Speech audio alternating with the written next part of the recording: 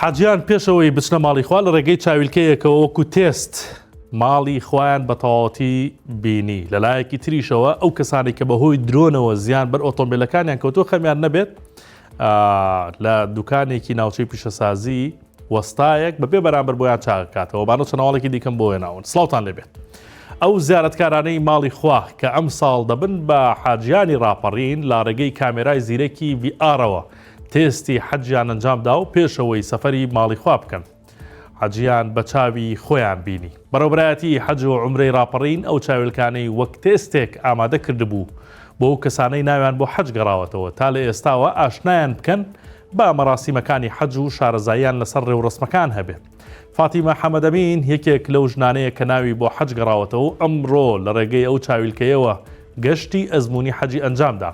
بۆ 964 باسی لەو هەستە خۆشەی کرد کە بینیوێتی و دەڵێت تا مەزرۆم بگەمە ماڵی خوا بەهرۆز قادر گەنجێکی سنوورەکەی و پێشتر عومرەی ئەنجامداوە بەڵام ئەم ساڵ ناوی لە لیستی حاجیانە و ئەمڕۆژ چاویلکەکەی کردە چاوی وەک دەڵێت بەجەستە لێرە بووین بەڵام بەڕۆح لە مەککە و مەدینە بوو ڕۆژی 5/5/2026 حاجیانی هەرێمی کوردستان بە ڕێگەی وشکانی سەفەری سعودیا دەست پێ دەکەن.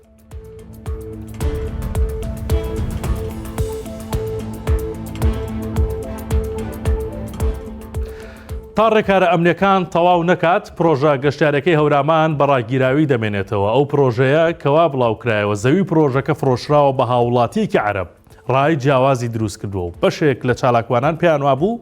مەترسیە بۆ سەر ناوچەکە بیانۆکەیان ئەوەیە ناوچەکە تعریب بکرێت کە تا ئێستا ئەو ناوچەیە سیما کوردەوارەکەی وەک خۆی پاراستووە پرۆژەکە لە 18 خێمە پێک دێت کە بە تەواوی پێداویستەکانەوە ئامادە کراوە بۆ شەومانەوەی گەشتیاران و ڕکلام و تابلۆی پرۆژەکە بە زمانی عەرەبی نووسراون و زمانی کوردی لە هیچ شتێکدا بەکار نەهاتووە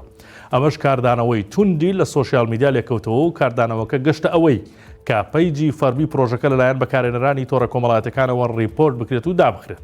بەڵام گەشتوگوزاری هەڵەبجە قسەیەکی جیاوازیەیە و دەڵێت زەوی پرۆژەکە نەفرۆشراوە بەڵکو بکرێ بۆ ماوەی 4 مانگ بە هاوڵاتیەکی عەرەب و زەویەکە مڵکی هاوڵاتێکی خەڵکی ناوچەکەیە بە پێی زانەرەکانی 964 دوو ڕۆژە هێزە ئەمریکان ڕێگەیان نەداوە گەشتیار سەردانی ئەو پرۆژەیە بکەن و ئەوانەشی کە لە ڕۆژانی پێشترەوە لەوێ مابوونەوە ئیزندرابوون کە شوێنەکە چۆڵ بکەن و بە کاتی پرۆژەکە ڕاگیراوە تا ڕێکارە ئەمریکان تەواو دەکرێت.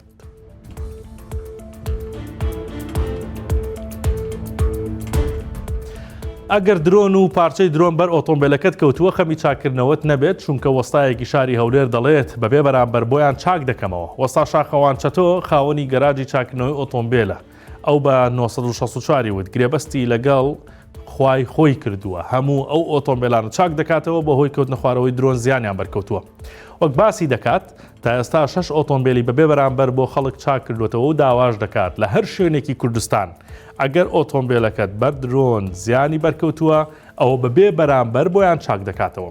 شارەکانی هەولێر و سلێمانی و کەمپ و ئۆردوگاکان لە شەڕی چەند ڕۆژەی ئەمریکا و ئیسرائیل بەرامبەر ئێران ئامانجی درۆن و موشەکەکانی گروپە چەکدارەکانی عێراق و ئێران بوون.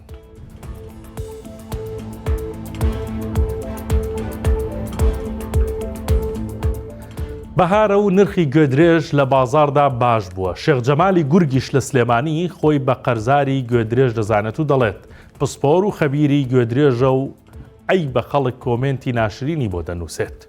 شێخ جەمال شارەزایەکی باشیە لە ناسینەوەی بارگیرەکان و بۆ مایکی 964 قسەی کردووتی چەند جارێک گوێدرێژەکانی عەزیەتیان داوە بەهۆی ئەوەی بەهارە و جەو خۆشە ئێستا بازاڕی باشە و نرخی یەکێکیان کە بچووکترینیانە و 4 ساڵە بایی 320,000 دینارە یەکێک لە گوێدرێژەکان دایناوە بۆ فرۆشتن دەڵێت تەمەنی 8 ساڵە و گەورەیە و ڕکابەری نییە و گوندەیە چونکە جوتە ئەهاوێت گوێدرێژێکیش شێت نەبێ ئەو حەزی لێی نییە تەمبەڵیش باش نییە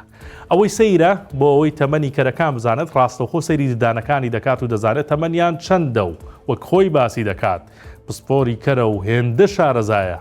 کەس بە ڕەفیقی خۆی نازانێت. سەرنجتا ڕاتێکەشم بۆ هەواڵێکی دیکە وەک دەڵێن دوای هەموو ناخۆشیە خۆشی دێت لە 8 مانگ پێش ئێسا ئاگرێک کەوتەوە کە باوەی 72 کاتژمێری خایەن تاوەکو کۆنتترۆل بکرێت لە ئاگرەکەدا نزیکەی 5,000 دۆنم پوش و پاوان و داری سروشتی سووتان هەروەها نزیکەی یەزیاتر لە 35 دۆنم ڕز و باقی هاوڵاتیان سووتان هەر ئەوەش نا کارەساتی گەورەتری بە دوا هات لەوەی دوو گەنج کە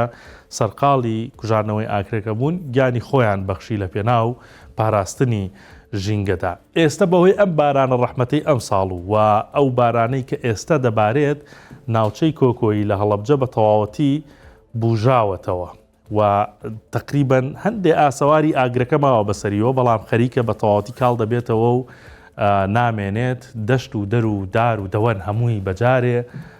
سەوز بووە. هیوادارین بۆ هاوینی ئەم ساڵ کە دێتەوە هاوڵاتیان ئاگادار بن لەوەی کە ئاگر لە هیچ ناوچەیەک و سروشتێکی جوانی کوردستان نەکەوێتەوە هەمووی پارێزراو بێت. ئەوە هەواڵەکانی ئەمڕۆ بوو کاتێکی شاد بۆ هەموو لایەک.